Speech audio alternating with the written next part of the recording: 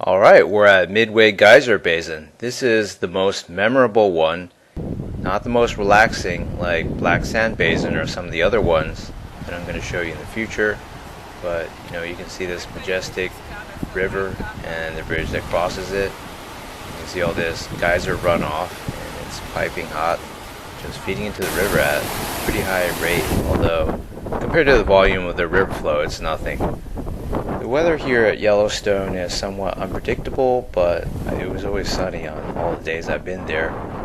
There are occasions where clouds pass over, cumulus clouds that can be pretty thick. They'll block out the sun and make it seem overcast, but only for a few minutes.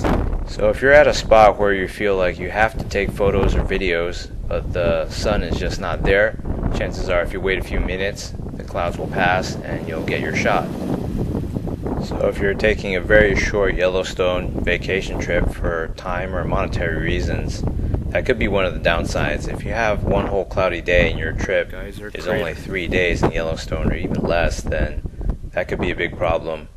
But if you're not at all concerned with videography or photography, then maybe not. You can still enjoy things, but it'll be harder to enjoy if it's overcast and rainy all the time. And I'll show you why later on. The geysers at Midway Geyser Basin are enormous, with the largest one being well over 100 meters in diameter. So that's a very large body of superheated water that reaches the surface. It generates clouds, and all of them just pump out so much steam every minute. And if those blow right into your face, then it's like being in a sauna. It's just hot. You can't see anything. Everything fogs up.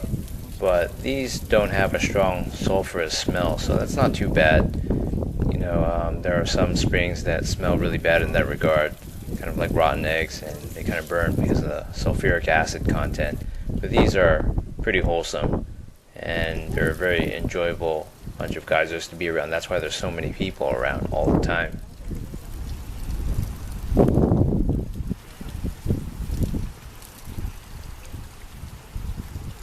Grand Prismatic Spring is the highlight of Yellowstone National Park in terms of geysers. It's by far the most beautiful one and very, very large. So you'll see this pictured in books and paintings and gift shops and whatnot all over Yellowstone National Park. So this is Grand Prismatic Spring with the sun somewhat obscured by these thick cumulus clouds.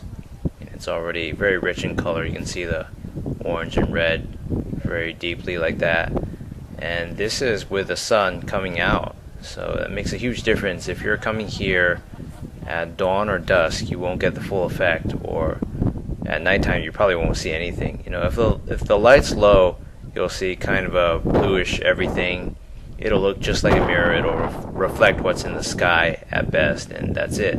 But when the sun's out, it's truly a sight to behold. I would characterize Grand Prismatic Spring as a hot, steaming ground rainbow. In the distance, high above, we saw some figures staring down at Grand Prismatic Spring, but we weren't clear on how to get up there until the last day of our trip here. So stay tuned for an aerial view, so to speak, or high hill view of Grand Prismatic Spring. Here's a smaller version of Grand Prismatic Spring nearby, which hardly anyone pays attention to because it's kind of on the way out, but all the microbes in this region are probably the same. So any pool that's large enough, any spring, will have this kind of effect depending on the rock composition, mineral composition, and soil composition around it.